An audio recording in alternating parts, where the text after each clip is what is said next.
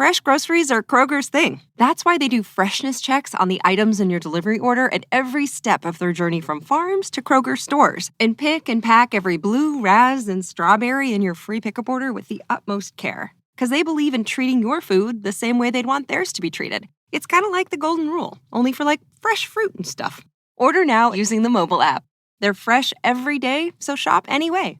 Kroger, fresh for everyone. Free pickup on orders of $35 or more. Restrictions may apply.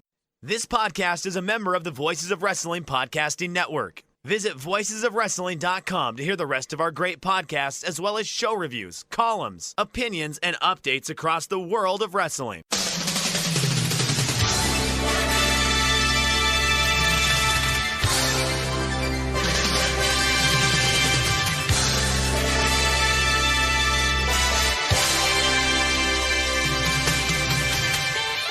Hello everybody and welcome to the Super J-Cast. I'm Joel, joined by Damon McDonald. It is Thursday the 3rd of March 2022. This is episode 200. Can't believe it, Damon.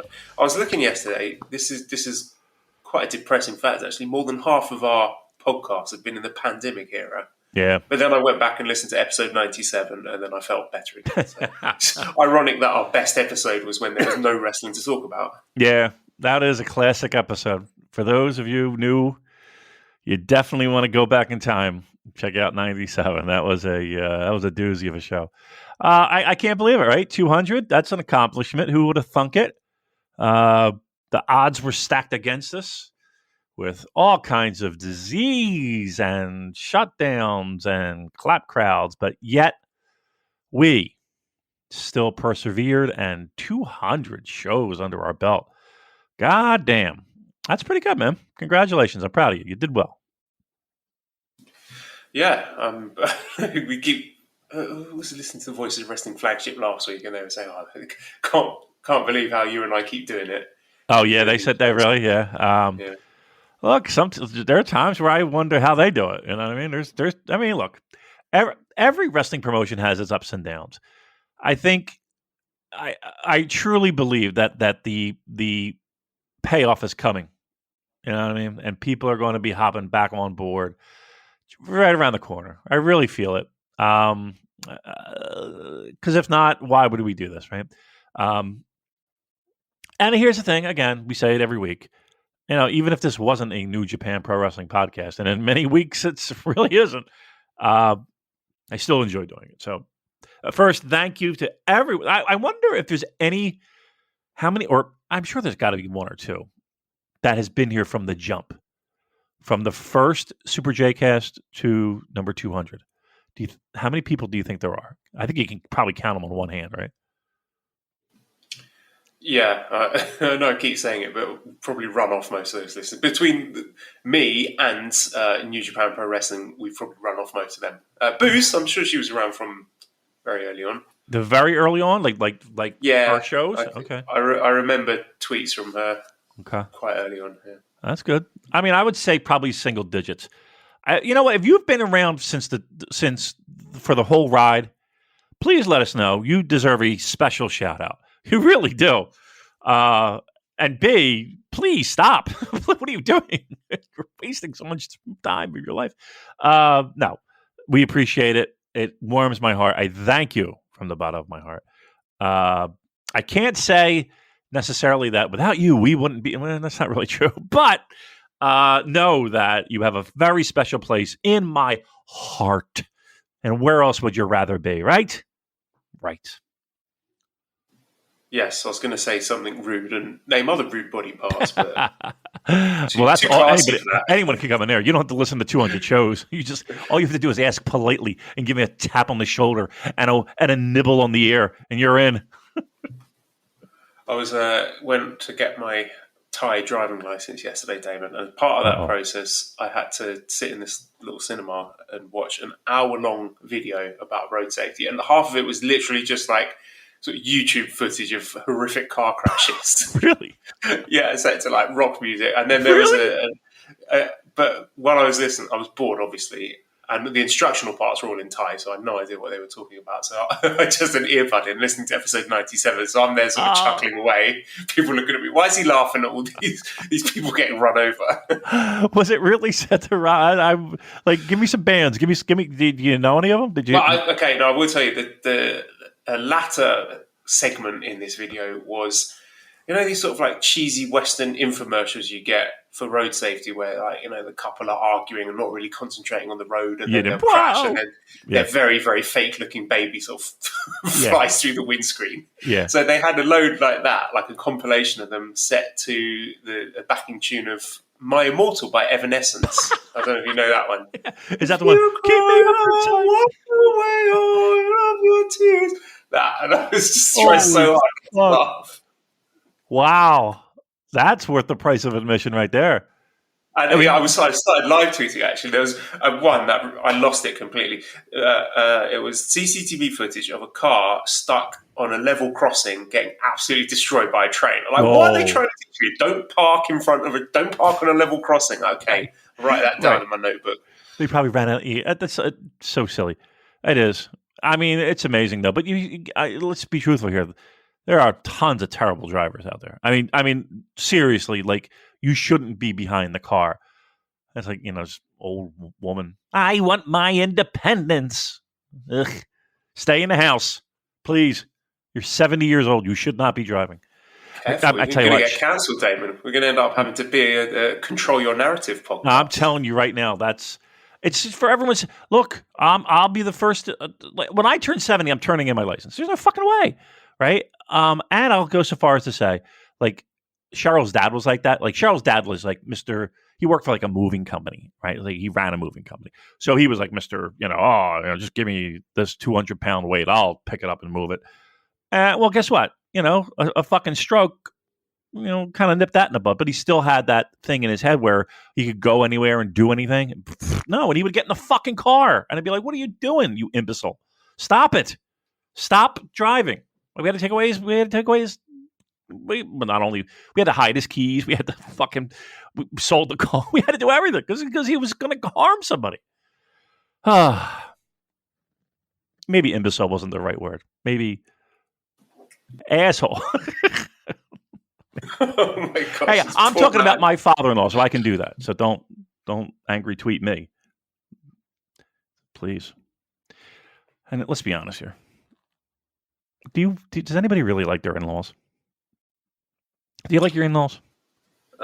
She cooks nice food for me. She's nice, my mother-in-law. Yeah, I would say nice is accurate. I would say boring as fuck.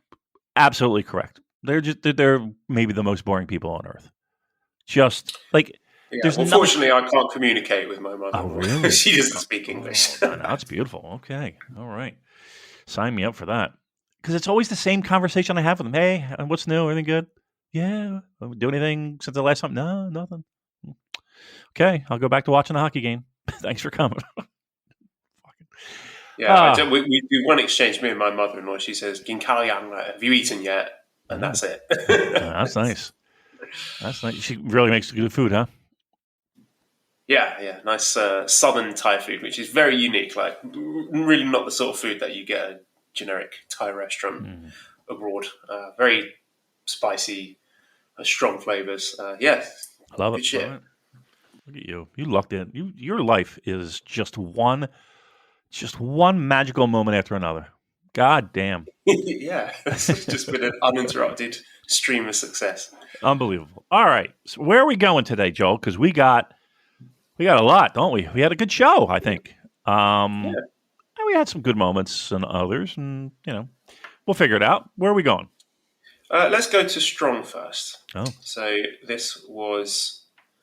I'm trying to find the results. The New Japan, right, they don't put the updated results on their website in a timely manner anymore. I cannot find the latest results for Strong with a search party. It's really annoying. Are you trying to tell me Chris Charlton does not watch as well? I don't know who's responsible for it. Please, if someone's listening, this is really irritating that I can't find what I watched. And I watched it last night, so I should be able to remember it. I found it. I found it thanks to the nice people at Cage Match who actually good job, Cage Match. Fucking jobs. What a job! What a service that is, by the way. Cage Match. I mean, Amazing. imagine saying, I'm going to create a website or a database of every fucking match. It's pretty great. All right. I'm sorry. Go ahead. So this was New Beginning USA. It was from Washington. We opened with Carl Fredericks defeating Ethan HD in 11:51. Now, I'm not going to lie, Ethan HD had a very, very shindy look when he got there, and I was just like, oh my God, we're really scraping the barrel here. Ooh. Carl should be beating this guy in like 3 minutes. They went 12. Yeah. And I was, as the longer it went, I was like, what is going on here? Why is Carl Fredericks, who's supposed to be this up and coming star, in this intense back and forth match with Shindy guy? But then, sort of in spite of myself, I started getting into it. And, actually, this is a pretty good match. And I enjoyed it by the end. But I'm sort of trying to reconcile those two things, thinking, on the one hand, this is a good match and I'm enjoying it. And on the other hand, Carl Fredericks should be beating Shindy nobody guys in relatively short order. So that was my sort of moral, what is that, a moral dilemma? My pro wrestling dilemma with that match. But it was pretty good and I was impressed. Next was El Phantasmo defeating Matt Raywalt in 9:45. This one was interesting. Again, a good match. And notable for ELP wrestling, mostly clean finish. And him also mentioning post-match about the fact that he's just beaten a heavyweight. Mm-hmm. So I do think there is something there. I believe that the ELP face turn heavyweight run is coming. I don't know if it's necessarily going to have him positioned the same way as they did Kenny Omega as the leader of a stable and being a main event star. But I think there's potential there. We have spoken about it before, but here is more evidence for that. So again, this match worth checking out. And then the main event, Tom Lawler successfully defending his openweight title against Taylor Rust in 19 minutes 11. Couldn't really get into this one. I just didn't feel that there was enough drama there. I didn't think that Taylor Rust had a credible chance of dethroning Filthy Tom. But then afterwards, Clark Connors came out and challenged Filthy Tom for Strong Style Evolved in Tampa. Yeah. We've got some interesting matches coming up on that as well. Fred Rosser and Fred Yehi against Eddie Kingston and Daniel Garcia. That should be good. Singles match with Yuya Uemura and Buddy Matthews, which I'm looking forward to. Do you think Clark is a possible winner there? Do you think he could be the person who finally beats Tom Lawler? And it's funny that you said that because I was thinking, like, man, Tom Lawler's had this title for quite a while, right? It's not like has it been a year, or am I overthinking that? Good question. Let me look it up. Look that up. To answer your question, it will not be on the New Japan website. You won't be there. Don't look there. Okay. So, yes, he won the vacant title on the 23rd of April last year. So okay, so we're coming up on a year. Coming up. Which is, if you think about it, I like a lot. And it's pretty amazing, don't you think, for what is considered an offshoot promotion where you would think titles would change hands rather frequently. There is some stability on top on Strong, which I really like. Get some credibility in a title. Nice. Clark Connors, I will say, it's not a rinky-dink show. You know what I would want? I would like it to be, if there's going to be a title change, I'd like to have a little bit more build. And I'd like to have it on, I was going to say a bigger show, but I don't know, just let's really build to something big. And I don't know if I have that feeling yet. Could he win the title? Sure. But I don't think he will. Not now. Also, from that Strong Style Evolved in Tampa, we have Mascara Dorada returning. Welcome back.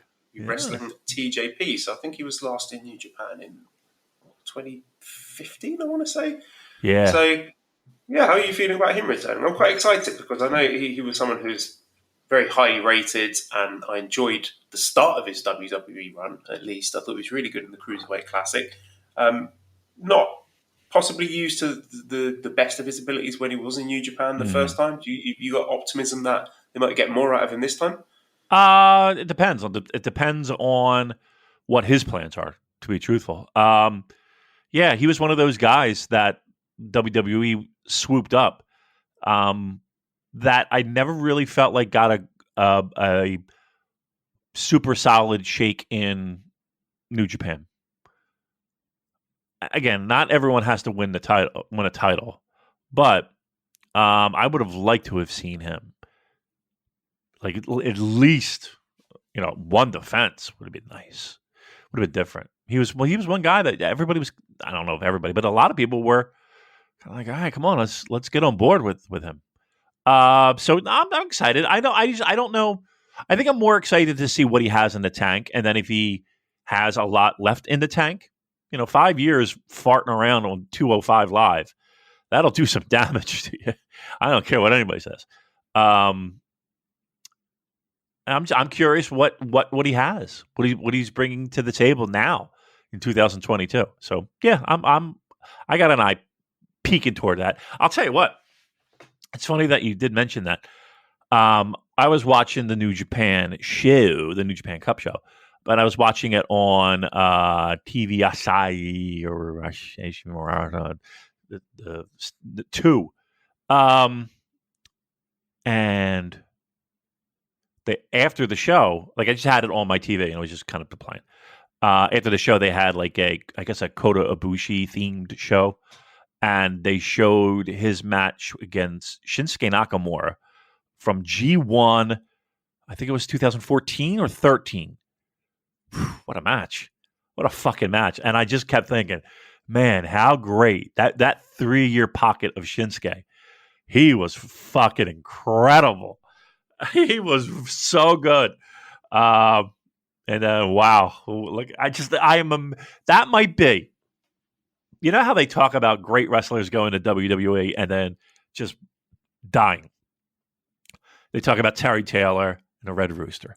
They talk about who else do they talk about that have gone and just maybe even Harley Race. Harley Race was at the end of his career, but even like the King stuff, Junkyard Dog, he was at least watchable in Mid-South, and then we got WWE. He just went down fast. But he had a big push, so I can't. Why am I talking about this show? My point being is this: I don't know if there's any wrestler that the WWE got their mitts on that fell so far from grace, and I'm struggling in my head to think of one guy that had a worse WWE tenure than Shinsuke Nakamura. Yeah, it started off so promising, didn't it? Oh, I remember all the buzz in NXT and the Royal Rumble that he won. Was that 2018? Sami Zayn, wasn't it? No, it was like an NXT. Well, yeah, the WWE Rumble. The NXT thing was the first thing that he did with Sami Zayn, right? Basically, copy pasted his Ibushi match with Sami Zayn. But I enjoyed it all the same. But the Royal Rumble win was good. And then they set up Nakamura versus AJ Styles for the WWE title WrestleMania, and you think, fuck, well, they can't miss with that. And I think that was the point where I was just like, this company is irredeemable. I cannot use any more of my time watching it. Just think of that. Oh my God. I remember watching that WrestleMania, man, and just being, I couldn't believe how that was possible. I could not believe it. That match, holy crap. I mean, they just came off the dome. It wasn't, I mean, maybe about a year later, I was just blown away. Wow. Well, but anyway, Shinsuke Nakamura, man, 2014 Shinsuke. Whew, what a fucking stud. All right, anyway, sorry. Strong, we're done. We're moving on. Just a few little tidbits. Also, I forgot to mention, actually, this Mascara Dorada TJP match, of course, a rematch from the final of the Cruiserweight Classic in WWE. And now the 4 semi-finalists from that tournament, so that will be Dorada, as he was wrestling under the name Grand Metalik, TJP, Zack Sabre Jr. and Kota Ibushi, lest we forget, are now all working with New Japan. So we're stealing talent. There you go. We're poaching talent. Like that is true. A care home for animals that have been mistreated. By a refuge. Okay, other bits. Chris Dickinson is back. There's a little promotional video. He's going to face Ishii on April 1st at Lone Star Shootout, so I'm very excited about that. He could be someone I think would be good to dethrone Filthy Tom, because, of course, he was Tom Lawler's first successful defense of that strong openweight title, so it would be quite fitting for him to actually manage to be the one who takes it his second attempt. Also, Jay White versus Speedball Mike Bailey. Wow. rumors. A lot of people excited to see Mike Bailey working in a New Japan ring. Not Jay White. He's been good, actually. I mean, for all the stick fine. we've given him, the singles matches he's had recently have been pretty high quality.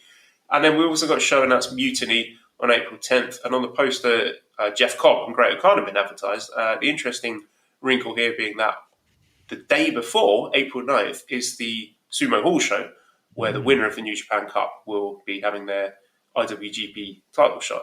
So a few of us thought, well, if that show's April 9th and this taping is April 10th, then I guess O'Khan and Cobb will not be New Japan Cup winners because they won't be able to wrestle on both shows. But Chris Charlton points out that it is possible for them to be wrestling on both shows because when you fly from Japan to the US, you actually end up going back in time. That is correct. I believe, and there's no quarantine.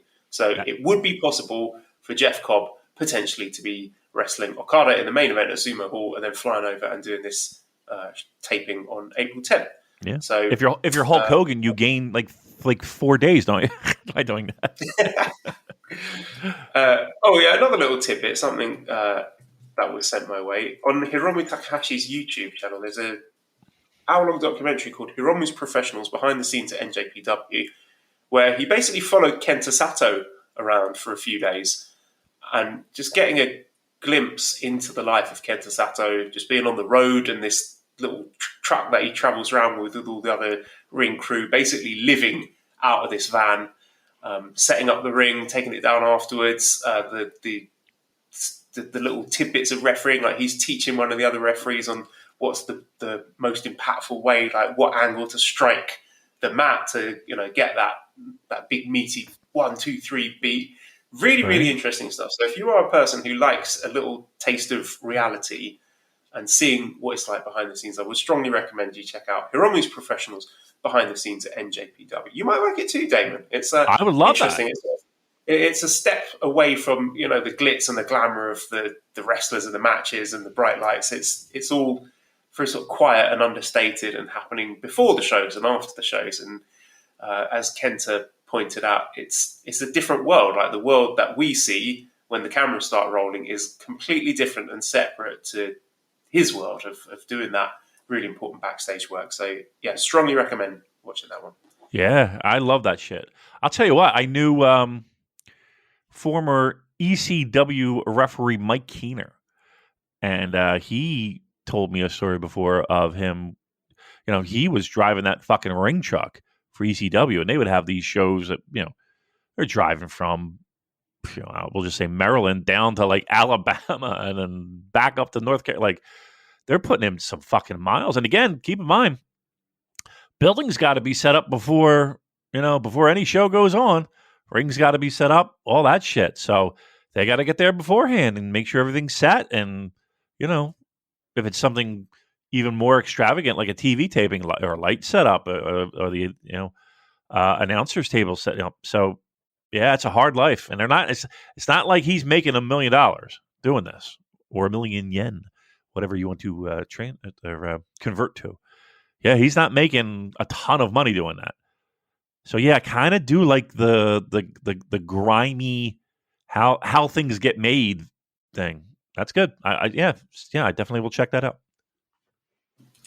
All right, let's move on then to the anniversary show. So this was Duran, new single. It's great.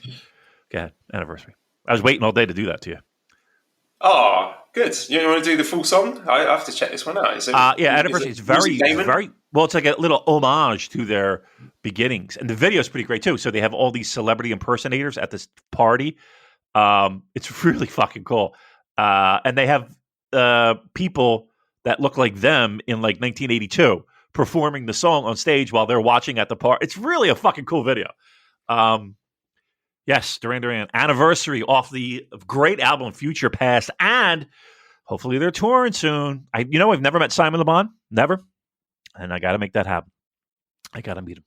Got to find a way. Somebody pull some strings for me. I got to fucking meet Simon Le Bon before he croaks. And I croak. We both croak together, holding hands. How about that? Singing Anniversary.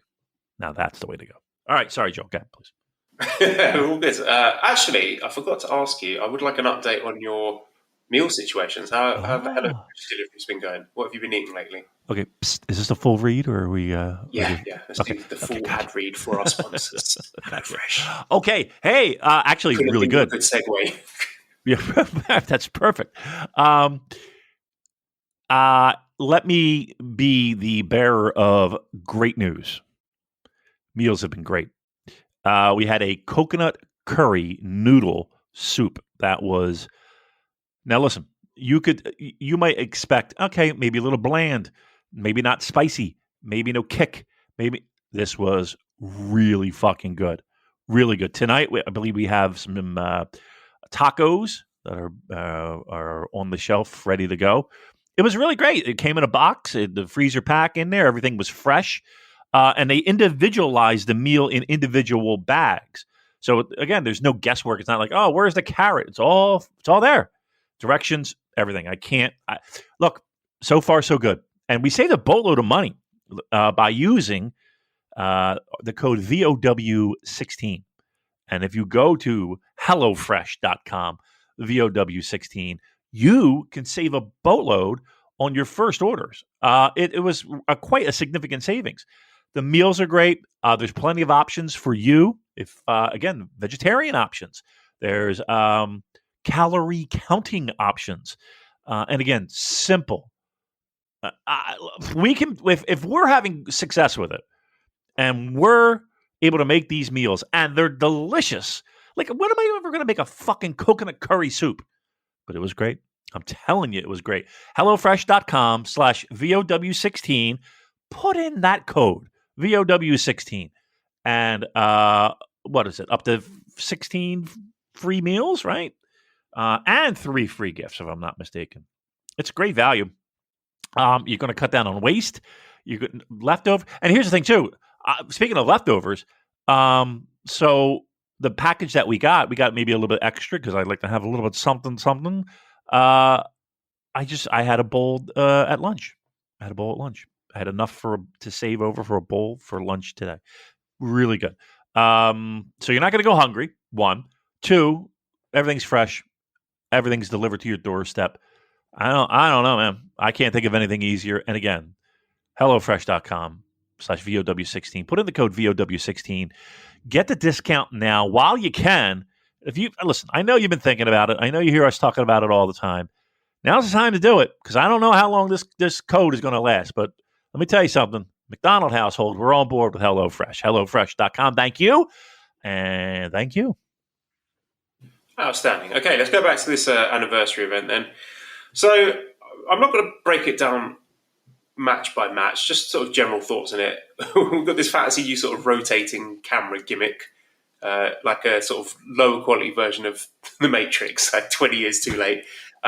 Kevin and Chris drinking curry-flavoured soda, which I would quite like to try. Ooh, and a lot of new faces, returning faces, looking at people like Minoru Tanaka, who's still looking in tremendous shape. I was wondering whether he might be worth a punt for Best of the Super Juniors this year, just to get some fresh faces in. I thought the Strong Hearts match was really, really great against Suzuki-gun. I would love to see more work with Strong Hearts and Glate in general. I think that would really freshen things up, particularly the junior division. And Despy did keep talking about it, about wanting to wrestle El Lindemann. So I hope they do something with that. I would even strap up Strong Hearts for the Never Six-Man titles. I think that would be great fun. Yeah. So really want to see more of them. And what else do we get? Shiro Koshinaka, of course, making a little cameo in a special 10-man tag match and some fun, interesting interactions with Hiromu and he. So Hiromu, of course, in many people's eyes, the current ace of the junior division. Not in mine, because the correct current ace of the junior division is El Desperado. But Hiromu's a big star nonetheless, and Shiro Koshinaka was he the first IWGP junior heavyweight Was he the champion? first? Yeah, I think he was. And I believe he was Liger's first match. Fun fact. That's Tokyo. Yeah. Mm-hmm. The heavy tag champions against the junior tag champions, that was pretty fun. And main event, we got people like Yoshiaki Fujiwara and Tatsumi Fujinami in there. So just nothing really to write home about. No matches that I would say you got to go out of your way to see. But just a sort of nice, fun event, breezy watch. Nothing really stood out to me, but I guess it was more about the sense of occasion and the auspicious occasion of it being the 50th anniversary and having these famous faces back in the ring and taking the opportunity to step back and celebrate 50 years of New Japan Pro Wrestling. That's what it was, right? And that's what it was in a nutshell. I can't really say that, just like you said, I can't really say that anything is going to stand out in my mind as, wow, what a fucking blow away match. But you know what it, like, in a more subdued and a less hokey and a more pay some respect, it's, how, like, when back in the day you would watch those retro Raws and you would kind of get that little nudge of, it's kind of like after they beat it to death, the idea, but like the first time they did it or the second time, it is kind of scratches that nostalgia itch. Look, again, these guys are in tremendous shape, and for the age that they're clocking in, they look fantastic. They can move and they're mobile. Again, this is a celebration, and I don't want to be the wet blanket. I don't want to be a wet blanket. Don't want to. I'm good with not seeing a lot of these guys ever in a wrestling ring again. The main event, though, did have this weird sense of, at least for me anyway, I don't even think weird is the word for it, but it did have this sense of history, like, laid out before you. Like, there was one shot where you saw everybody in the ring. I was just like, okay, this is pretty fucking cool. I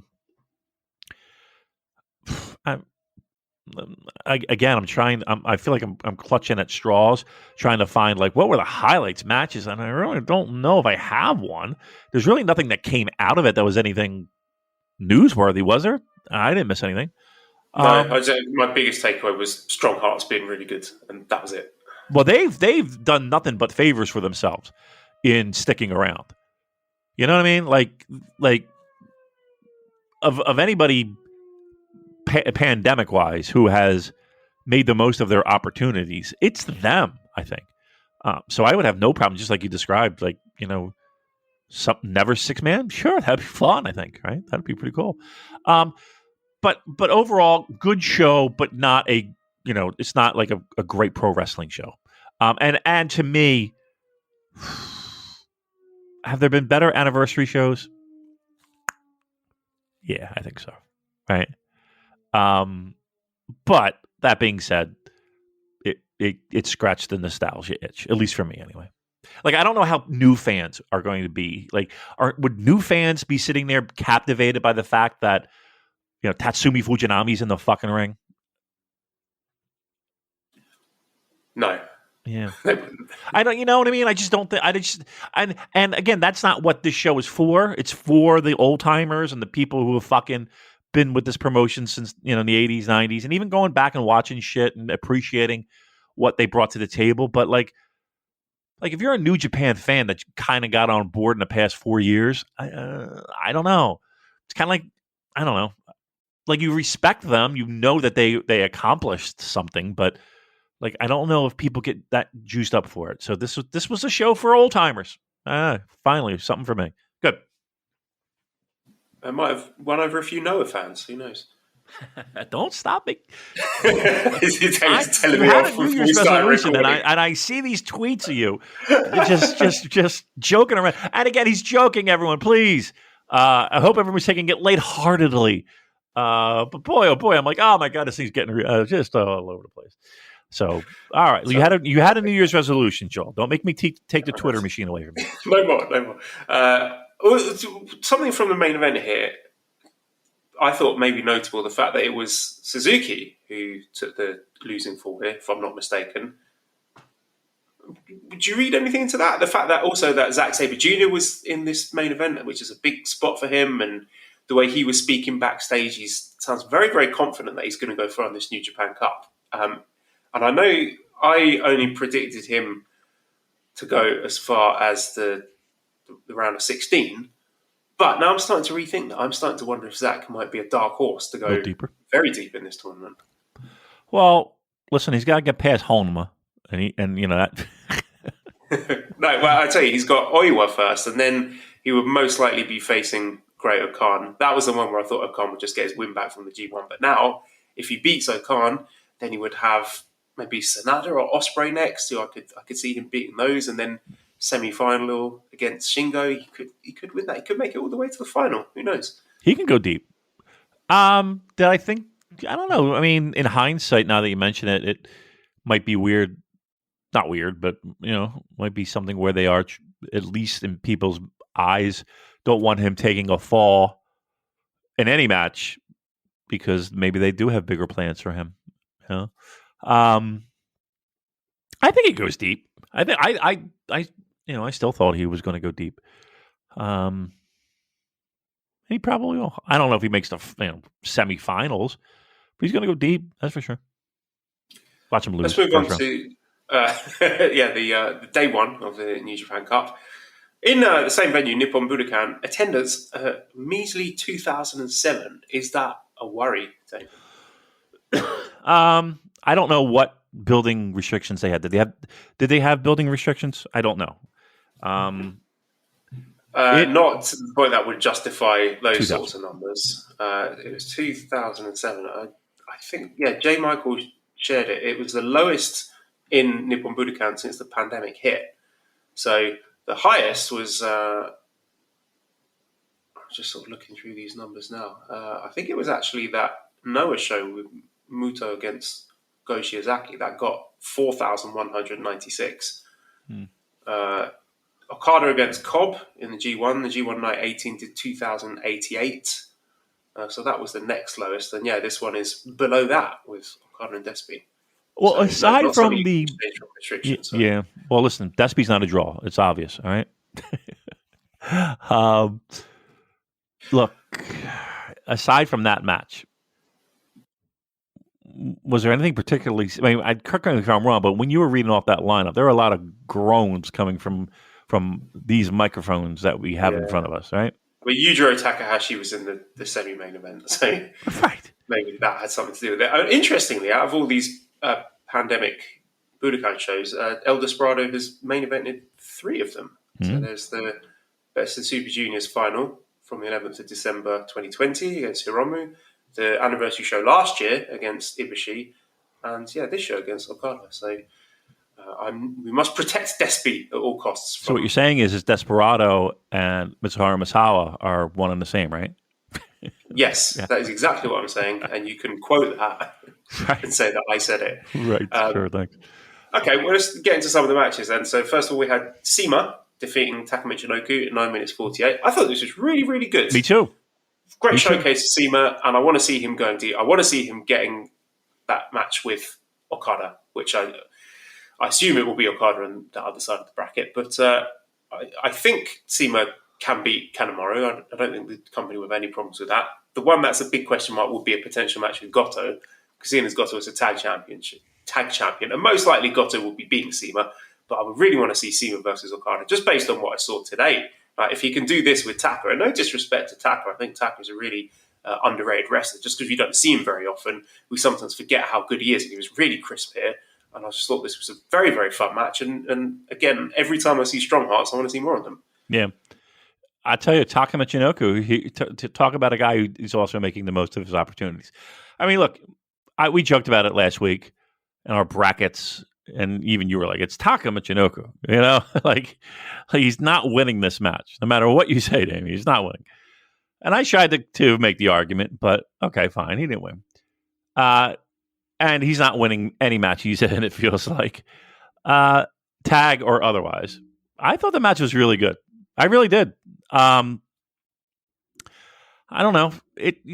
Maybe I'm out of my mind here, but to me, this felt a little bit like less New Japan and more Dragon Gate. Does that make sense? Yes. Yeah, okay. I felt that as well. Yeah. I mean, it was a nice little change of pace, sprinty, good. Under 10, perfect. I really enjoyed it.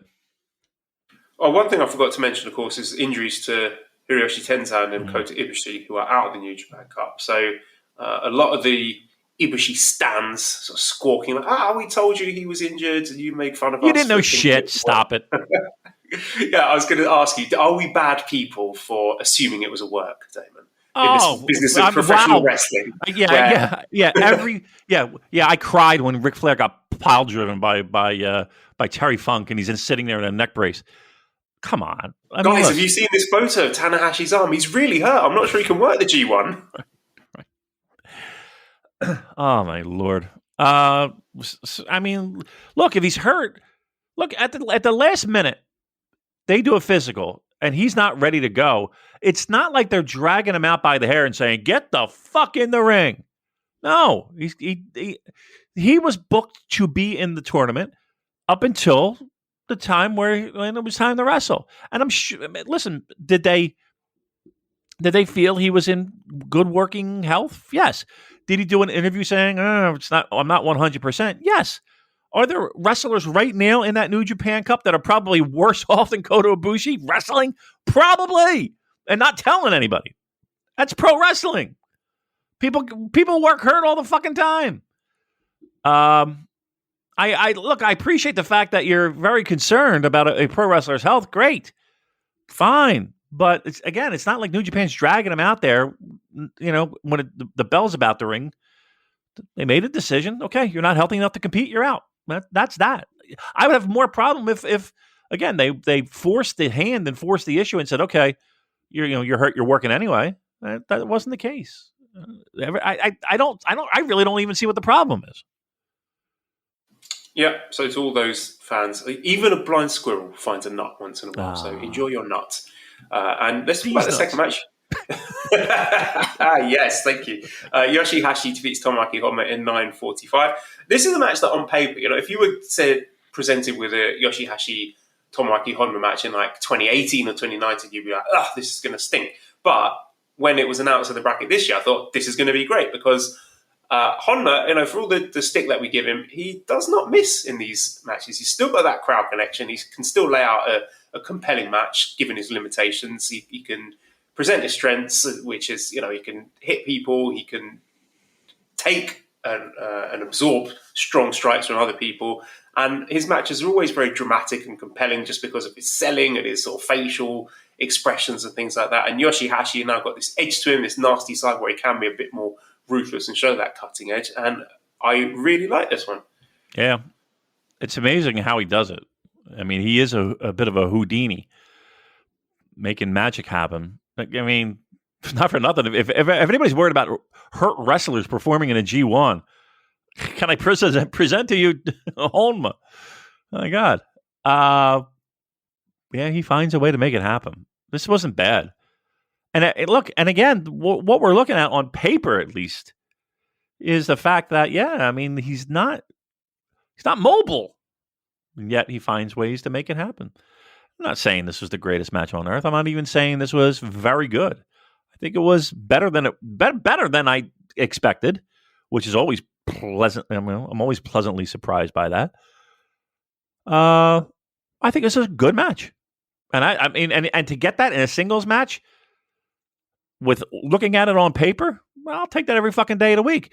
And not for nothing. So now we're a couple matches into the show. Not a bad show right now, right? Not bad. Yeah, I always enjoy these shows a lot where it's all tournament matches, like when they double up the Best of Super Juniors World Tag League, because they're always quick, nothing outstays its welcome, and they sort of mix them up. Everything is a little bit different. The finishes are a bit different. You get some unexpected finishes. So our third match here was Hiroki Goto defeating Yuji Nagata in 12:37. And again, like Yuji Nagata is a guy who we know his best years are behind him, and he's going to get a handful, single digits. You could probably count on one hand the number of higher profile single matches he's going to have in a year, but he always makes the most of them, and they're always something you look forward to. You're like, oh great, we're going to see Nagata in action here, and you savour it, and it's always enjoyable watching the grizzled veterans going out there. He is probably, out of that generation, the one who's most capable of high level wrestling work. And yeah, again, I thought this was a really enjoyable match. Yeah, again, guys, and Goto, pardon the pun, can still go. Both guys can. It's I think what makes it special though is the fact that it is New Japan Cup. Like, I don't know if I would be as.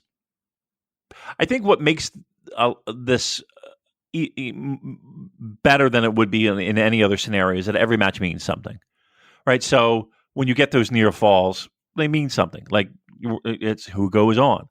They're fighting for something and not just getting a win. It's getting a win and moving on in a tournament. And everyone's got their pick'ems as well, so they want to be correct. So you're invested in it as a viewer. Yeah.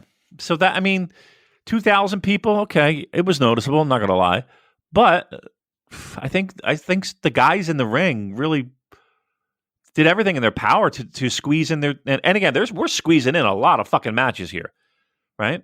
They made their 10-minute shot. I thought they did well. Okay, the next match was Jeff Cobb defeating Togi Makabe, 8 minutes 10.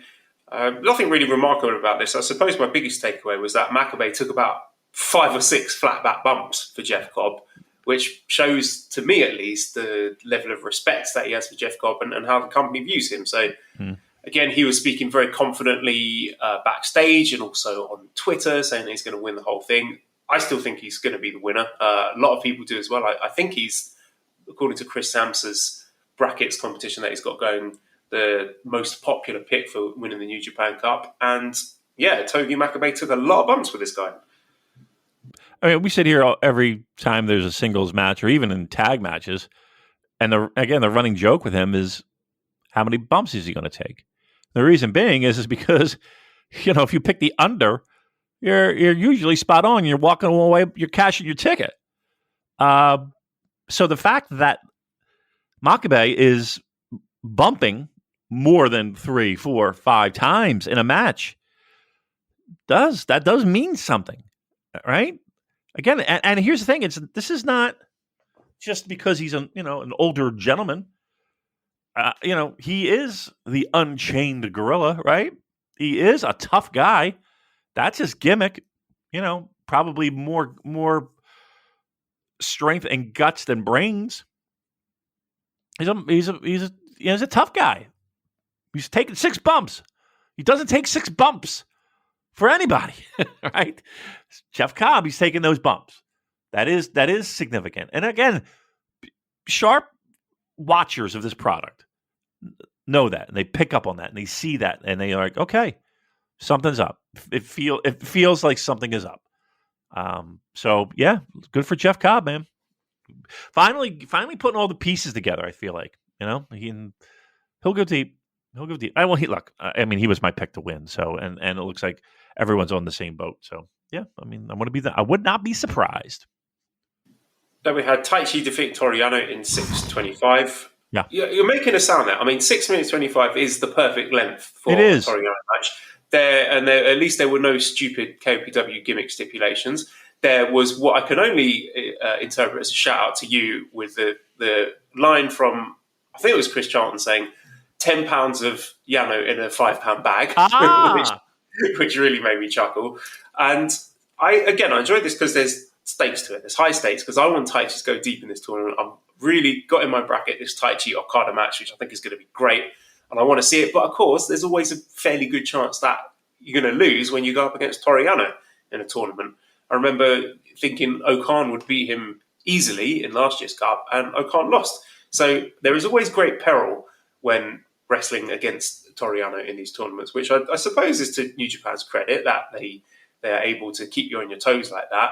So I was genuinely worried that Taichi was going to lose. I did laugh at the moment where Toriano depantsed Taichi and he's like covering up, like, oh no, I don't want anyone to see my trunks. And then him just laying Yano out at the end with his Hakuho elbow, just fucking great. That's one of my favourite moves in wrestling. And I like that he finished him with that and didn't have to use the Black Mephisto. And yeah, I was on the edge of my seat for this one, David. Not going to lie. I was scared that Yano was going to lose, and I was very happy when Taichi won. Okay. Granted, I'll concede those points to you. Just humor me if you could. Of the 6 minutes, right, how many of those minutes included a large bluish trash bag? I don't know, at least 3. I wasn't counting. Okay. So I guess not that I would want to see it. Trust me, I would not. I give me the pinfall any day of the week. I'm sorry. I can only suspend my disbelief to a certain degree. How is there not some disqualification going on here? Right? Am I nitpicking at this point? Am I being a nitpicker? Yeah, look, when Yano's involved, I just leave common sense at the door. Okay. All right, fine. For a minute, okay, great. 2 minutes, okay, you're pushing. Yeah, like more than half the match, this fucking trash bag is in there. They're suffocating each other. They're pinning each other. They're hitting. Come on, I can't. Whatever. It was fine. You enjoyed it. That's all that matters. Thank you. Then we had Hiroshi Tanahashi defeating Yo in 1650, which was, again, another really interesting change of pace, more of a sort of mat wrestling and sort of the fundamentals kind of match. And a bit like the Tanahashi-Sanada match, it felt like Tanahashi sort of wrestling a younger version of himself and sort of little throwbacks to Muto and the moves that he made famous. And it was just interesting watching that little story of Yo sort of trying to pick up on all of Tanahashi's little moves and tricks and stuff and those strategies, and then just getting outsmarted by the veteran at the end, and Tanahashi getting sort of pushed to the limit as Yo started to get the advantage, and then Tanahashi having to use his power as a heavyweight over the junior to get the edge at the end. I thought this was a very good match. Yeah, the best compliment I can give is there were moments, and it wasn't like I was jumping out of my seat in anticipation of a 3 count, but there were little tastes of, oh my God, Yo might pull this out. Like, I don't know about you. Did you get that feeling at all? I did, yeah. Oh, yeah. And also, I was just relieved that they let Yo have a wrestling match. Right, that's true too. Right, right. Not involved in House of Torture stuff. Right. I was just like, okay, then I'm starting to overthink it. Then I'm starting to be, over analyzing Damon. Just sitting here like, okay, Tanahashi, he might not want to do 5 matches in a fucking, New Japan Cup, or 4 matches or whatever. And maybe this is the break for Yo, and all this shit is going through my head, just trying to talk me into the fact that he's got a shot. And here's the thing, that closing stretch helped, right? It definitely helped. So, I mean, that's the best compliment I can give. I mean, because on paper, I don't think many people head to head would be like, if you took everybody's, I want to take the New Japan Cup element out of it. I just think seeing Hiroshi Tanahashi and Yo on a piece of paper and you're pick the winner, I would tend to think that 95% of the people are going to circle Hiroshi Tanahashi's name as the winner. And the fact that there were moments where I was doubting that is fun. Actually, that's fun pro wrestling to me. Yeah, that's what makes New Japan Cup one of my favourite times of the year, because you do get the odd upset in the G1, but that evens itself out at the end of the day. Right.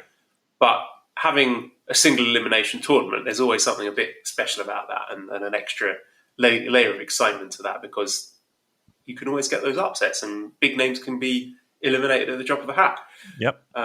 So then our semi-main event was Tetsuya Naito defeating Yujiro Takahashi in 18 minutes 11 seconds. Now, normally I would balk at having a 20-minute Yujiro semi-main event, but I felt it was justified in this instance because of the story, the backstory between these guys as former tag partners, as Team No Limit.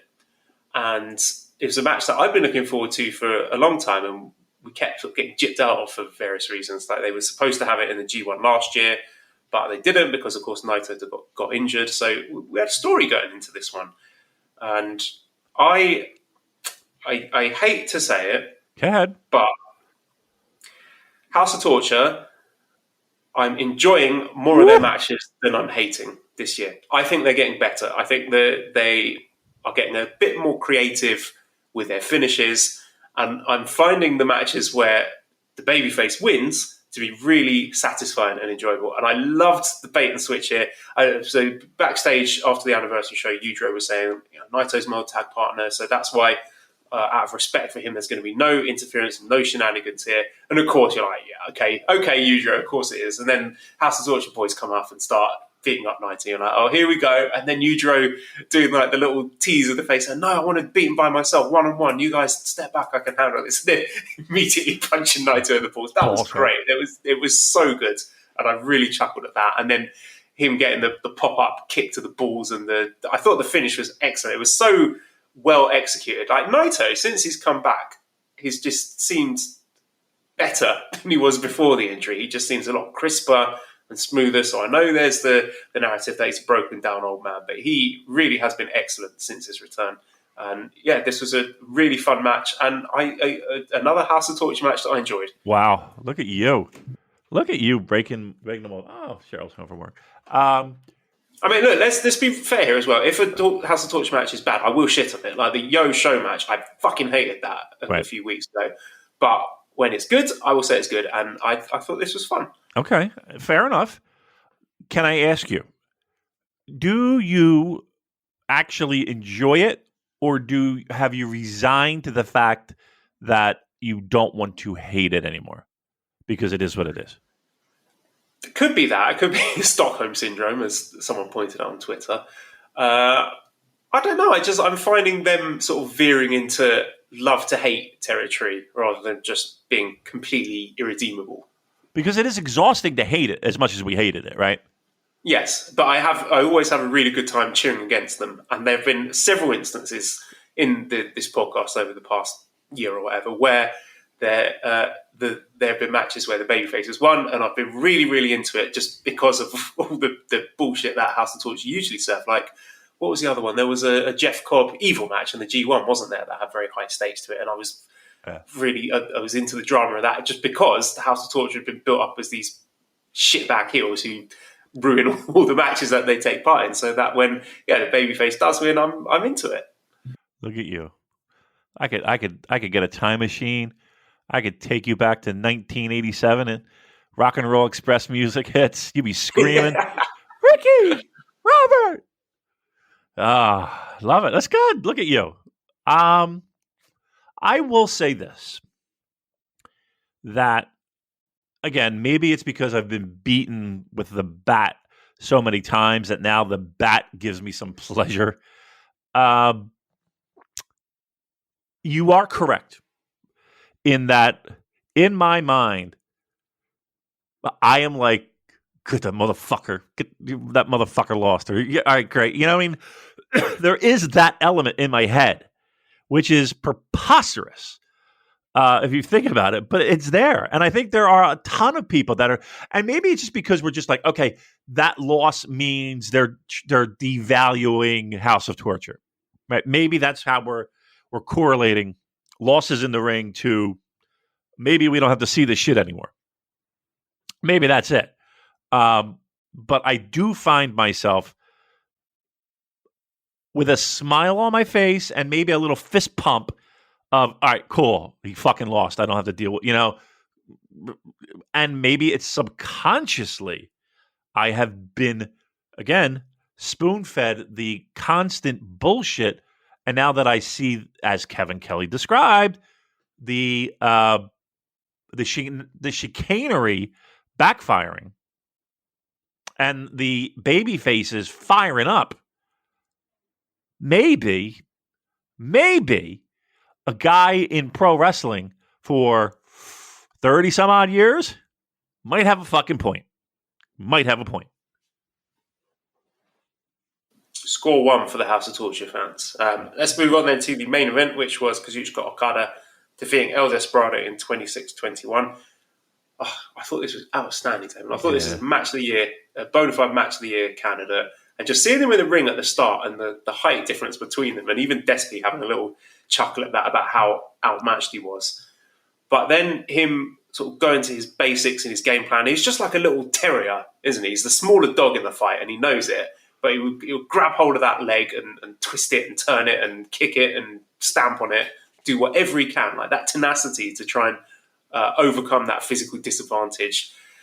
I just thought this was so good. Like the strikes they were laying in, like you could hear the crowds, the way they reacted when they could see those big bruises and welts appearing on the chest of Okada. The back and forth sequences were so good. The bit with a drop kick into was it a dragon screw, I think? Yeah. Counter, just so smooth. Just really outstanding stuff. Like the drama that they created, they sucked me into it. And I knew that Desperado was going to lose, but they got me. And that, when he hit that first Pinche Loco and he sort of rolled in and going for the second one, I was like, oh my fucking, he's actually going to beat him. So full credit to Okada and Despy for managing to suck me in. So one, let's throw flowers at Despy, who I think has just taken this junior division by the balls, if you forgive me the phrase, and is just owning it. He looks like the ace of that division. He's going out there and having killer matches with everyone from Master Wato to Kazuchika Okada, and his growth, his development, his confidence is just sky high right now. So I can't say enough good things about Despy. But Okada, I don't even know how this is possible. It seems to me like he's improved. I think this run, this 2021 run of looking at these matches with Shingo and Ospreay and Naito and Despy, this is an all-time run, Damon. This, I think, is up there with his very, very best work. I think this is his best work. And just this new, I wouldn't even call it a new persona, but he seems to have this extra layer of anger and arrogance. He feels like these people don't belong in the same ring as him, and he's carrying himself with an extra swag. He looks like a king. And he's looking at his opponents like, you do not belong in the same ring as me. It's like that moment towards the end of the match where he had Despy in the money clip, excuse me, and he let him go. I was like, okay, come on then. You're the big junior champ. You're a champion. Come on, get up. You want to have a rainmaker? Have a rainmaker. And it's just sort of picking up his lifeless body and lariating him. I just thought that was such tremendous character work just from this dickhead, this bully. But you can't help but sort of admire and root for him just because he's so fucking good at pro wrestling. And that little exchange where Despy's laying into him and Okada just screams in his face and just drop kicks him, sends him flying across the ring. Right. It was so good. I love this match, Dave. What did you think of it? Outstanding match. And here's the thing: these anniversary shows where they showcase, the junior champion and the heavyweight champion, they're always really good. I thought this was great. There is such a difference. And let's be clear here. We are March 2nd, mind you. Here's what's happening. And if you're not tuning in right now, you're missing the snowball rolling down the fucking hill. That's exactly what you're missing right now. Because the snowball is at the top of the mountain, and it's rolling, and it's collecting some snow. And we're about to hit a steep part of this fucking hill. Come on board. What we have right now is the guy in the top spot, in the main events, putting on matches of the year every time he steps out there. What we have now is a guy who's gearing up, getting himself ready, putting up a nice little resume for G1, which is right around the corner, and Japan opening up. Strap in, because you've paid your dues, New Japan Pro Wrestling fans, and guess what? It's happening right in front of your eyes right now. The beginning of not only a renaissance in New Japan, but in that man's career. Like, this will go down. Here's my hot take. This will go down as a more important title run than the historic, consecutive wins. To me, this title reign right now is a man who's hopped off a sinking ship and is single-handed. He's Supermaning a sinking ship from capsizing and tipping over. Like, the main events are great again.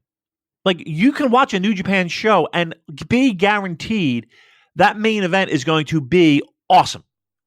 I saw reports from people that were there. Frazier, our friend, who was in attendance. Love and Life. Best main event I've seen in live in I don't know how long. He's happier. He's happier than a pig in shit. He's fucking loving life again. He's back on board. It's these things that will spread, Joel. Trust me, it will, because it happens all the time.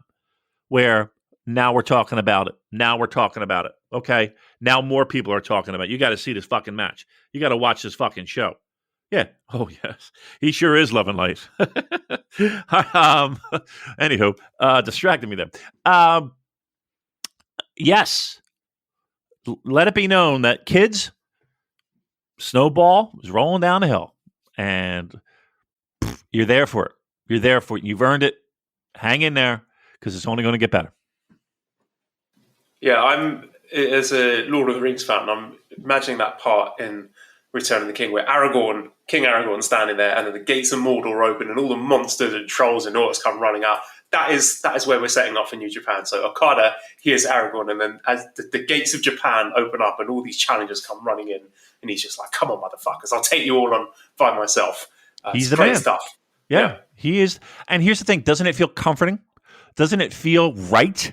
Like, doesn't it feel like, okay, I can put up with shit on an undercard. Don't give a fuck. And even that'll get better. Trust me. That'll, and there's good shit sprinkled in. Him on top in a main event. Look. Luis, let's go with Morning Progress says there's been a lot of talk about Hiromu doing more with the heavyweights, but do you think Despy made a case for his own move with last night's match with Okada? I mean, fine, I think you could slot Despy into the heavyweights tomorrow and he'd be a success, but let's let his junior ace run breathe a bit. I think it's got a lot more legs to it, and there's plenty more people for him to be working with, and he's calling out people from other promotions, so I don't want to just the second he's had a great match with Okada say, okay, let's move him up to heavyweight. I'm enjoying him as a junior, and I think he should stay as a junior for the time being. I'll tell you what, I think that would really hurt the junior division. It really would. I'm not in a rush to pop him in heavyweights just to pop him into heavyweights. Look, I've thought about this many times, and I've gone back and forth a little bit, but there are times where I'm just like, oh, I'm so over the fact that there is this line in the sand with junior heavyweights, and people should just be wrestling people in 2022. But I do go back and forth with it, so I'm not in a rush to make him a heavyweight. I'm really not. I mean, listen, if they did do that, I wouldn't complain because the guy can fucking hang with anybody, but I just hate the idea of juniors being less than and all that stuff. And now we got to graduate to heavyweight. It's just why? Because he added like 5 pounds. You know what I mean? Like, just makes no sense. Like, and yet a guy like Trent Beretta is a fucking junior heavyweight. You know what I mean? He had to graduate to a heavyweight. He's fucking taller than half the heavyweights. Whatever. All right. So there's that rant. Yeah, so I thought a really good show overall. Louis says, I was worried about the quality of the matches after this first round of matches. So this first night round of matches. I'm sure it set a good pace for the upcoming shows. Or am I wrong to think the whole New Japan Cup might not deliver? I mean, I do have my reservations about some of the upcoming nights and matches. I mean, let's see what we've got here. So Sunday in Fukushima, in terms of the cup matches, we have Yuto Nakashima against Hanare, Oiwa against ZSJ, Bushi against Ospreay, which looks pretty solid. I think that'll be fun. And then on Monday in Ota, we have cup matches of Chase Owens against Jado, Taguchi against Evil, Hiromu against Sho, and Ishii against Shingo. Ishii against Shingo, I'm sure, will deliver. Those other three... I think Hiromu and Sho will deliver. Yeah. You don't think that'll deliver? I don't know. I'm not sure Sho has quite grown into this House of Torture thing. Come on, Mr. House of Torture. Well, I think Yujiro and Evil and Dick Togo are more comfortable with it at the moment than Sho is. That's how I'm feeling right now. But yeah, we'll see. And then Wednesday cup matches, we're moving on to the second round. So that will be what we've got: Master Wato against Okada. Ooh, that will be tasty. Yeah. We'll really see what we got with Master Wato at that point when he's got his big singles match with Okada. Then it will be Dick Togo against Goto. That's got to be a Goto win, right? Come on, please. Yeah. Kanemaru against Sema. So, yeah, I mean, not all the cards are going to be stacked like this one with 8 back-to-back tournament matches that just breeze by and in a lot of cases over-deliver. So there's going to be some that are rough. But I think overall, I'm looking forward to the rest of the tournament. I thought they started off really strong, and I think it's going to be pretty good. Pretty good. I agree. And again, keep in mind, when you have doubts, just remind yourself that we are in a tournament and every win matters. So if there's anything to hang your hat on, there's that. Mike says, have you been watching Lions Raw? Who's shown the most potential so far? Do you think any of them will make a mark in Japan? I have been watching it religiously. It's appointment viewing for me. I really love Lions Raw. So most recent episode, talking about when the latest wave of lockdown struck and how that affected everything. Anything that's a behind the curtains look at whatever facet of New Japan, whether it's the Farley Dojo or Kenta Sato on the road setting up the ring, I'm into it. In terms of picking out someone who I think will make a mark, again, I've said it before, I'm looking at Michael Richards. I want to see him getting a second bite of the cherry because I think he knows that he dropped the ball last time he was there and he is desperate. He's so hungry to make up for that. So if he goes back, I think he's going to be one to watch. Yeah, you haven't watched any Lions Raw yet, have you? You know what? I haven't, and I should, because just like you described, it is a behind-the-scenes thing. And I'm sure I would dig it. And they're short. They're not like an hour long, right? They're like 20 minutes long, right? 20 minutes, yeah. Yeah, come on. I gotta be better than that. I got to check that out. Have you seen the new sponsorship campaign with New Japan teaming up with Soy Rizzo? That's not the digital game. I saw that. No, I'll send it to you. This is what is what? I believe can I ask? What is Soy Rita? What did you say? Soy Rita? Soy Rizzo. I think it's Soy Chorizo. Chorizo. All right, let's see here. I can't. You sent me another picture that is. That's a sponsorship I would want right there. Yowzas. There, this Soy Rizzo is the official food of the LA Dojo. And here it is. So it's meatless soy chorizo. Yeah, and Spannerhead says, after watching this ad, are you renaming yourself to the Soy Per J cast? So would these guys be now soy boys? I've definitely been accused of being a soy boy before, haven't I? You have. I don't even know what that means, but yes. Here's the thing. I have an issue with things that try to pass off as other things. Like, I know that we can now make rice from cauliflower, and we can make, impossible burgers out of, and all meatless chicken and all this stuff. I'm sorry. I'm sorry for the damage that I cause our planet, but I just cannot stomach. I can't get it down. Things that aren't what they're supposed to be. Sorry. So listen, if the soy meat product is rocking and look at this. I got other things. Wow. So I'm just trying to send Damon things on WhatsApp to distract him that he knows he can't react to. I can't react to either of these. I can't react to either of these things. One is wow, and the other one is from a wow. Two people sent me things. Right. We're not going to say who they are or what they sent, but you know who you are. You know who you are. I take solace in the fact that you've totally rattled Damon. Yeah, you fucking rocked me. Good job, both of you. Wowzers. Yeah. Hey, look.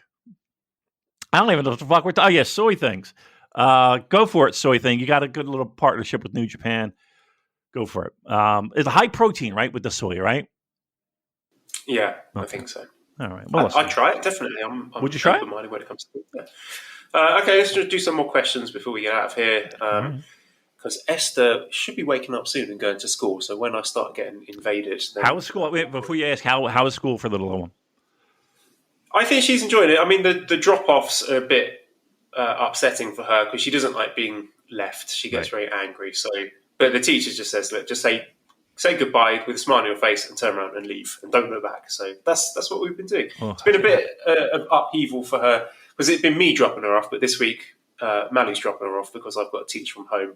So Mally told me every time the car pulls into the school, like the car park, she knows. And Esther recognises where she is, she starts crying. Not because because she dislikes school, but she starts crying and going, "Daddy, Daddy," because I think she's thinking it should be me dropping her off and not Mum. So I think it's that change in the routine that's upsetting her rather than being in school. Like I've been really naughty, Damon. Like obviously, because she's in the nursery at the school where I work, I have on occasions sort of sneaked over there and had a peek into the playground to see what they're up to, which I know I shouldn't do, and I won't do it anymore. It's very bad because if she sees me, she will lose it. Yeah. But the times I have peeked in, she looks like she's been having fun. So Playing with kids, everybody having good. yeah, and she's a lot younger than the others. Like she's not even 2 years old yet, and all the other kids there are like 3.5. She's the youngest by like a good 9 months or so. So I'm not really expecting it. They start all this school stuff about early, don't they? Yeah, this is pre-nursery, and I know a lot of kids that age don't bother, but we thought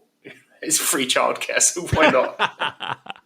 Yes, and I can't blame you. I think there's lots of people in the United States that couldn't wait for their fucking kids to go back to school. How are you making out with this though? Like, do you get a little lump in your throat? Nah, not at all. Nah, good for you. She'll be fine. Like she gets bored when she's at home all day, because that's the alternative. She just stays at home with Mally and Arthur, and I know that's not good for her either, because she needs to be playing with other kids and learning stuff. And then when she goes in today, she's going to be having a Mandarin class. She's getting Thai classes, Mandarin classes. Of course, this is nursery, so it's not going to be anything particularly grueling. But I just like the idea of her getting exposed to stuff like this, and we'll see what sticks. She comes back. She reads the Bible in Thai. Wait, what? All right, well, good for you. All right, so listener questions. One of my favorite things to do is answer your questions. Trust me. Fire away, Joel. Bernie says, was the show with Noah a one-time thing? I don't know. It feels like it. It might be. Correct me if I'm wrong. I was doing a little snooping on our Twitter account. I'm not going to lie. I was doing a little snooping. Is it Mark Pickering? What's his name? Yes, Mark Pickering. Yeah. He does the announcing for Noah. Yeah. Friend of the show, Mark Pickering, I should say. Yeah, big fan of our work. Probably not a fan of my recent tweets, but he liked our Wrestle Kingdom Night 3 episode. Yeah, I did see him, screenshotting this. Good for him. He's a shoot fighter, so he could probably kill me with his bare hands. So I've got to be careful. Both of us at the same time. He would just he'd rip off my arm and shove it up your ass. So, what was my point? Is it the last one? Again, a solid, I don't know, but right now it does feel cold, and it doesn't feel like anything's really happening on that front. Correct me if I'm wrong, but don't we have an All Japan joint show right around the corner? Yeah, that's correct. I mean, that'll be more of the same. Lots of multi-man tag matches, tag match main events. But if you manage your expectations going into them, you will have a good time. But yeah, I don't think we're going to be getting any dream singles matches with Noah, especially not with their new champion. All right, well, let me ask you this, Mr. Noah guy, Mr. Noah Rattler. Would you rather see New Japan guys in, was it N1, or Noah guys in G1? Noah guys in G1. You'd rather see Noah guys in G1? Yeah. You wouldn't want to see like Okada, like 3 guys from New Japan hopping in their tournament? If it's that or nothing, then yeah, I would take that, because I would like to see fresh matchups. Okay, but you'd rather see 3 guys from Noah popping over here? Yeah, if you could give me that choice, I would take Kiyomiya. You can't pick Nakajima. the guys. No. You're getting fucking dog food. You're getting, no, forget that. No. Okay. That's Vegeta. Bed. That's that, right. So on night 2, you're going to lose to this guy. No, I'm not. No, I'm fucking not. Right. I'm packing my bags. See ya. Okay. Now we know where you stand. All right. So there you go. There's your question. Next, please. Classic Catch is about a year ago. I asked if Hiromu Despy could main event a Wrestle Kingdom. So of course it's semi-main event, but Classic Catch wants to know, could it main event a Wrestle Kingdom? A lot's changed since then, so I thought I'd ask it again. Is Hiromu versus Despy a Wrestle Kingdom main event match at this point, especially if Despy keeps the belt all year? I'm going to say no, again, and I'm going to say you had a better shot last time than you do now. I don't think Hiromu was as strong as he was. Yeah, he's cooled off. Yeah. He's cooled off. Yeah, Hiromu, I mean, Despy his stock has risen. I don't know if Hiromu's matched it. I don't know. I think he had a better shot last year. We've got a question about here on Control Your Narrative. Have you been following this new promotion? No, I have no idea what the fuck you're talking about. It seems, I could have this completely wrong, but it seems to be like this new independent US wrestling promotion, which is like a safe haven for cancelled wrestlers, basically. And I've seen like quotes from EC3 with these sort of alt-right Nazi dog whistles. What? I don't like what I've seen so far. I'm not really interested in digging into it further, to be honest. But yeah, are you bullshitting? That's a real thing? No. Yeah, it's a thing for cancelled wrestlers to do their thing. I'm genuinely not interested, so I haven't done that much reading it. But I think Booze watched the first show, and apparently it's just like they can just freestyle it. They can just interrupt each other's matches, cut promos about whatever they want, whenever they want. So that's the question. It's called the rant room that they have, where they can just say whatever the fuck they want. So Spannerhead was asking which New Japan wrestler would love to be in the rant room. Hardman can't say anyone from House of Torture. So there's a tweet here with EC3. I don't want to look at the tweet. I'm not interested in EC3 because the stuff that he said I thought was pretty disgusting. So Wow. yeah, that's my thoughts. I mean, look, I don't know. I don't know. I mean, somebody's got a lot of disposable income if they're going to put money into something like that. Lordy Lou.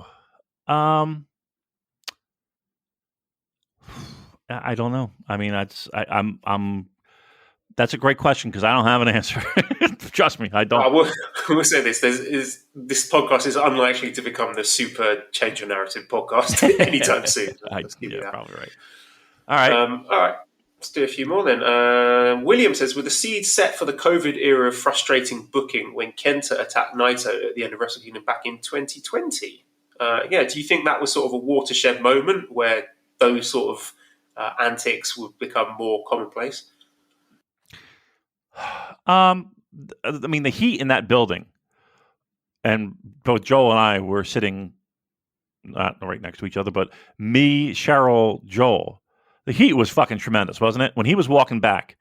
Yes. I mean, like I've never seen Japanese fans rushing to the aisle to give him a earful. You know what I mean? And that was happening. And it was perfect time because everyone was just erupted in jubilation, and then to have that, it was just like motherfucker. Which again, great pro wrestling. Look, I'm telling you flat out, no one knew anything. I mean, look at us. You know, like we didn't know how our lives were going to change. So COVID booking is, you might as well just call it fly by the seat of your pants booking, because they don't know even if the show is going to go on, let alone who's going to be there, who's going to test positive. It was just fucking, we just have to get through it. Like I'm absolutely willing to take that segment of time and just like, you know, Men in Black it, I guess, you know, and instantly forget it.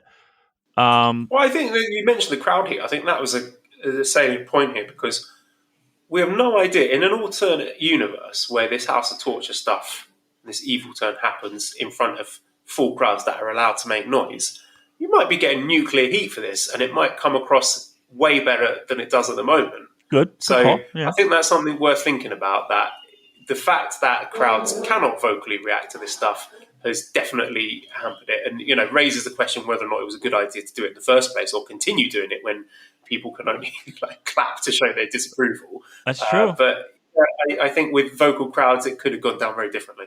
I think you're absolutely right on that. In that, I mean, this is a thing to elicit reaction from a crowd who can't react, you know, except by clapping or being silent, like or stomping their feet. Like, what the fuck? Like, that's a difficult thing to do. So they just went with it. And you know, again, they only had a handful of people that were even able to wrestle for them. So what other, I mean, I'm sure there was many plan Bs and plan Cs, but they had to deal with the fucking pawns that they had. Maybe this would have been better if it were in front of crowds. They just didn't have that luxury, and they just had to press forward. Steel O'Neill says, I just bought a naughty handheld emulator console. It is amazing. I wondered if there's any SNES, PS1, Game Boy Advance, etc. hidden gems you'd recommend. Okay, you want a hidden gem? Yeah. You may have heard of this one. Very obscure game for the PlayStation, and I believe it was Japanese only. It's called LSD Dream Emulator. I'm in. And it was made by a guy who kept a dream diary for a couple of years, I think, and wrote down every single thing he could remember from his dreams, and then made a game out of it. And I say a game, it's not really a game, it's just a simulator. So you just sort of wake up in these sort of often randomly procedurally generated worlds, just like the most bizarre, psychedelic, incoherent images and characters and backgrounds and locations. And I can't really do it justice by describing it, but it just does definitely convey that sort of uncanny feeling of being in a dream when you you're dreaming, you're like, this is not right, none of this makes sense, but you can't quite wake up from it. So that will be one that I would check out. And if you do play at Steel O'Neill, shoot me a message because I'd be interested to see how you get on with it. So there you go. Any hidden gems for you from the old consoles? Yeah, well, I have my Raspberry Pi right next to me in Africa, and there's like a screensaver that goes through different games. I'm kind of looking. There is an old game that is one of my favorites to play, and it is a silly game. I maybe at this point for advanced gamers like you all.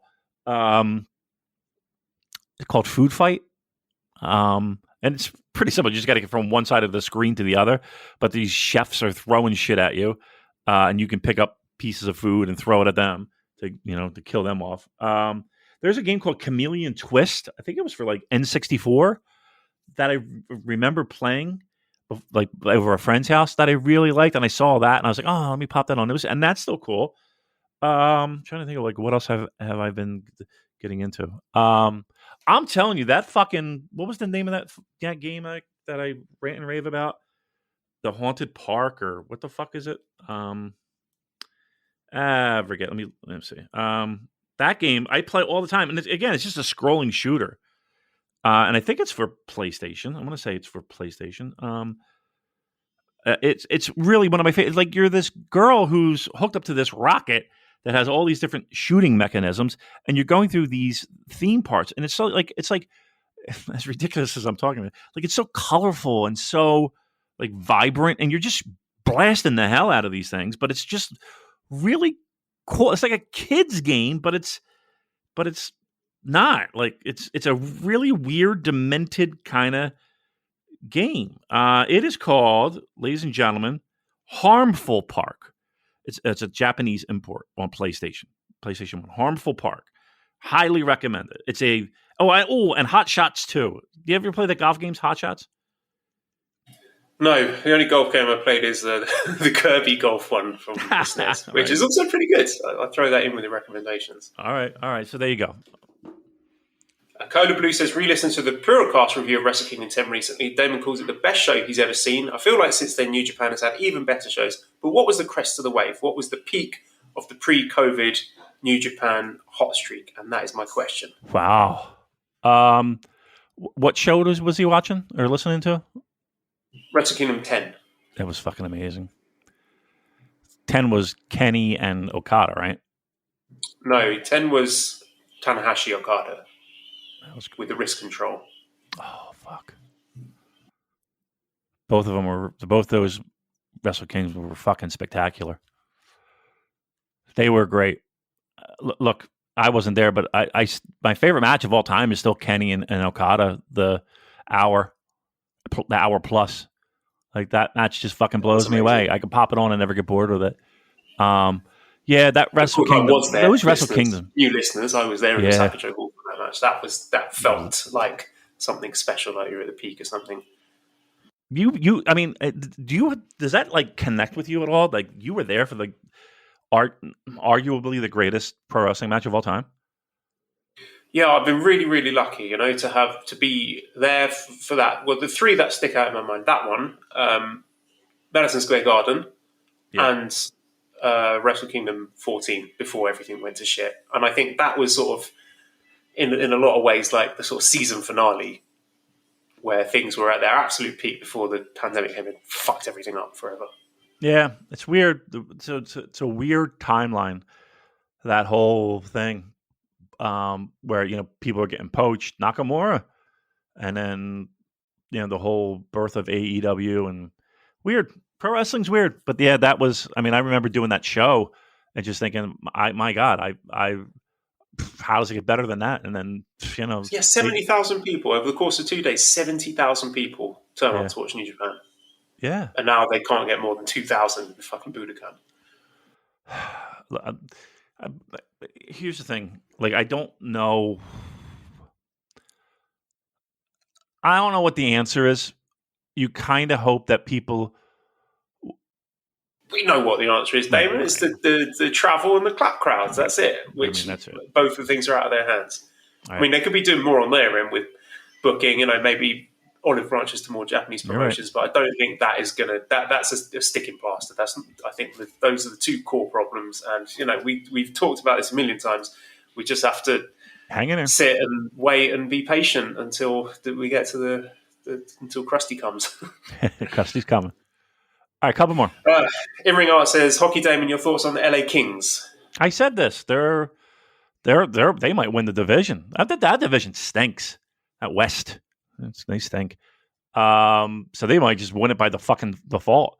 Again, out in the West, Calgary's tough. Edmonton's surprisingly doing better. Kings will make the playoffs. I said Kings will make the playoffs. Louis says, both of you guys have busy schedules. Do you think there's such thing as watching too much wrestling? Just look at how jam-packed this weekend is with both New Japan and non-New Japan wrestling events. Okay, this question was written a long time ago. I'm just going through the backlog here. But yes, it's 2017. I'm trying to get into AEW because I feel like I'm missing out. Right. So I'm trying to watch Dynamite. The problem is just the time difference for me that I can't find a way to reliably watch it live. Because I'm usually teaching at that time, but I'm trying to, because I'm hearing such good things about it. I'm trying to get into it so I can enjoy the pay-per-view specials a bit more, and also I think there's going to be collaboration between them and New Japan going forward. I don't know if that's going to be in 6 months or a year or whatever, but I'm trying to make more time for that. I'll sort of jump in and out if I hear a big match has been recommended, but yeah, I mean, of course, there's no time to watch everything, and that applies to New Japan as well. I with this New Japan Cup going forward, I'm not going to be watching a lot of those cards top to bottom. I'm not watching the undercard tag matches. I might just parachute straight in for the cup matches. And I don't think there's any issue with that. No. And here's the thing. Like, there have been years where, where you would buy like the entire WrestleMania, like all the WrestleCon shows and everything, all in one package. And I would do that. And I would sit there and watch as much of it as I could. Here's the thing, and I thought about this the other day. Back maybe 10 years ago, I probably wasn't watching as much hockey as I do now, right? And I think the large factor in that is because the Maple Leafs sucked. I mean, sucked with a capital S. They were terrible, Joel. They were the shit. And I mean the shit as in not good. So, like, I really wasn't into it as much. And I hate to say it, but even like gambling helped me get back into hockey more. You know what I mean? I'm winning money and watching hockey, great. And the Maple Leafs being good and having a player that, I never thought that at my age I would find a player that, has turned into maybe my favorite hockey player of all time. So that helps. So you can make that same correlation with New Japan. You have, you connect with a wrestler. They're good. They're, and it makes you watch other, like 10 years ago, would I watch a fucking Dallas Stars, I don't know, San Jose Sharks game? No.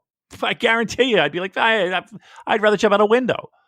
But again, when having your favorite promotion be at least warm helps tremendously in you liking other things. It gets you in the mood to explore a little bit more. So I would say I'm probably in a downturn with watching other pro wrestling. I definitely am. I don't watch AEW. Well, I pop in and out, but I don't just to say I'm sitting there every Wednesday watching. I don't. Japanese promotions, I haven't watched an All Japan show, and I couldn't tell you the last time. Probably the last time I was there. And I think my interest in and my passion for New Japan helps fuel that fire, if that makes any sense. Yeah, definitely. I'm with you on that. Another one, Daryl says, have you heard Tama on his podcast calling Ospreay out for not going over to Japan and taking his belt from Shingo since he's now medically cleared? Does the office give Zack, Cobb, Chase and GOD extra credit for not bitching about going to living in Japan during COVID? Tama basically called Cobb the new leader of United Empire, joking about how united can they be if Ospreay is in LA. Okay, obviously that question was written a while ago, but I think it's pertinent now that we're in the New Japan Cup. I'm looking at guys like Zack and Cobb and Chase and thinking, is this the time when they start to get rewarded? I mean, I suppose in the G1 to some extent they were rewarded for that. They were given pretty prominent matches. You know, Tama getting a win over Okada, Zack getting a win over Shingo and getting that title match. But do you think we see this continue here in the New Japan Cup and those people getting getting a bone thrown their way? One, I can't believe, and I trust me, I it's a shame that I had completely forgotten. But yeah, how about Tama getting a win over Okada? Think of that. Look, I think I will have the utmost respect, and maybe even more respect, for the guys who found a way to get there and quarantined and really disrupted their lives and quite possibly their health to entertain us. That doesn't mean that the reasons that people had for not showing up weren't valid. At the very least, in their own lives, right? But I do appreciate the people who have done that. Look, times I'm willing to let bygones be bygones if we're moving in the right direction, and it feels like we are. It seems like we are. I'm ready for it. When the curtain drops, and it's time to go, your asses better be on fucking airplanes. That's all I got to say. But I'm not going to shit on people. I jokingly do, but in my mind, do I have a little bit of a fist bump coming your way for the people who did do it? Yep, absolutely. Dr. Gary says, is Chaos finished? We're showing Yo splitting, increasingly tagging with other folks. They don't seem like a group at all anymore. 6-man champs aside. I think the Chaos merch still does surprisingly good numbers. So I speculated that last year they might fold them as a faction, but I just think as long as people keep buying those dopey towels, then they're going to keep Chaos around, even though, with that and the lines between them and Hontai, it's a bit of a mess right now. I think the whole company could do with the freshening up of the factions, but I know that's not your favourite topic. It's not, but here's the thing too, though. I mean, keep in mind that the factions are also there for just to keep guys grouped together for something as simple as dojo training time, or just traveling, right? It's just an easy way to kind of keep guys lumped together, so that it's just not people running around with doing willy-nilly shit. So even over and above the pro wrestling aspect of the factions. That being said, we've talked about it. It seems like forever, of Chaos kind of being on their last legs, and every time we think it's going to happen, they keep going. So stop buying their dumb shit, and it won't happen. I say that, but here's the thing: I say that about Bullet Club too. Ben says, how would you book a Bryan Danielson debut? And if you could go back and pick another football team, would you still pick Arsenal? Yeah, I would still pick Arsenal, because they gave me a lot of moments of joy in my childhood and when I was a young teen. And I think we've got a solid chance of breaking top 4. I don't know if we'll ever win a championship again, but we'll see. But Bryan Danielson debut. Okay, Damon, I'm handing you the book. Okay. Travel's opened up. We've got full crowds again. And they say to you, Damon, help us out here. We want Bryan Danielson to have the most impactful New Japan debut it could possibly be. How are we doing it? Okay. I think I actually thought about this. either A, he's got to debut on a big show in the U.S., and I think he's going to be more impactful on a second big show in the U.S., right? That's where you're going to get the most juice out of Bryan Danielson. Not so much. How do you announce it? Like, how do you, does he do a run-in during a New Japan show, or do you have a video package? No, I don't want a video package. I would prefer some type of run-in or some type of challenge after where he's there, he shows up or something like that. Or how about this? And again, this is just off the top of my head. We have like a little video package of we're live from the dojo, right? And we see, it's Shibata sparring with guys and blah, blah, blah. And they cut back, and Kevin Kelly's, I don't know how they would do it, the logistics stuff. And like Kevin Kelly's like, okay, let's get back to our match here with whoever, and then, let's go back. We have another little segment with the strong guys in the dojo. They've been rolling around. Maybe they go back to it a third time. And then Bryan Danielson shows up and fucking destroys the place. You know what I mean? Just fucking just murders everybody. I don't know.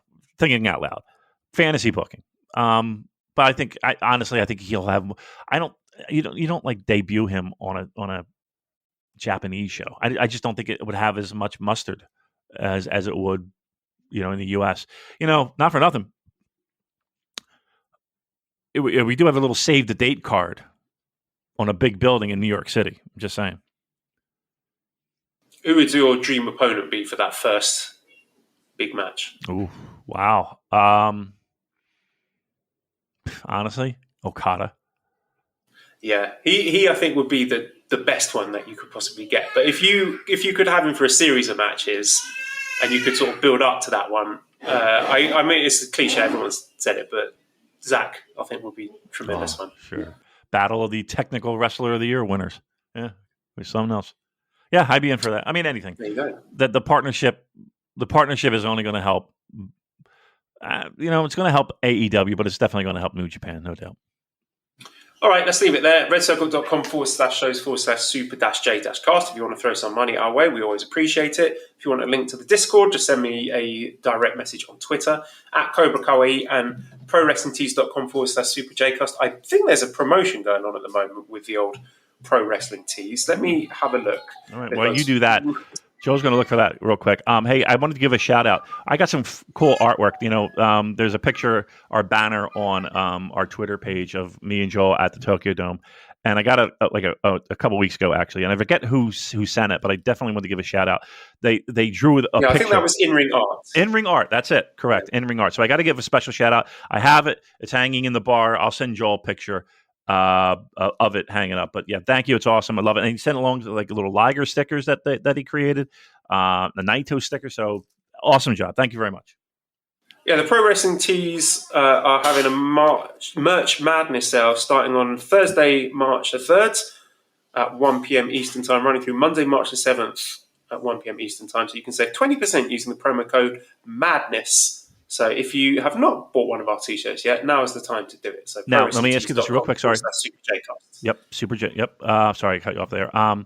What's March Madness? Something to do with an American sports and picking who you think is going to win.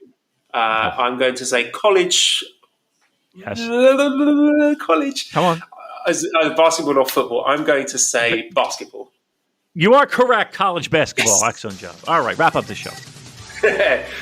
Big thanks to Editor Dan. You can find him on Twitter @LousyHero219. Subscribe to the Voices of Wrestling Podcast Network for other great shows. Give us a 5-snake review on iTunes. Follow us on Twitter @TheSuperJcast. Thank you everybody for listening, and goodbye.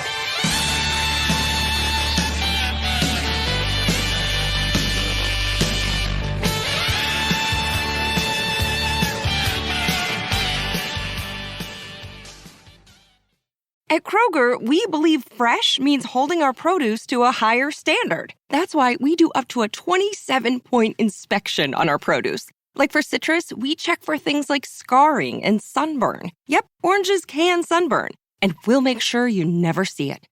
In fact, we only allow the best oranges, lemons, and grapefruits to reach our shelves. Because when it comes to fresh for everyone, we believe the juice is worth the squeeze. Kroger, fresh for everyone.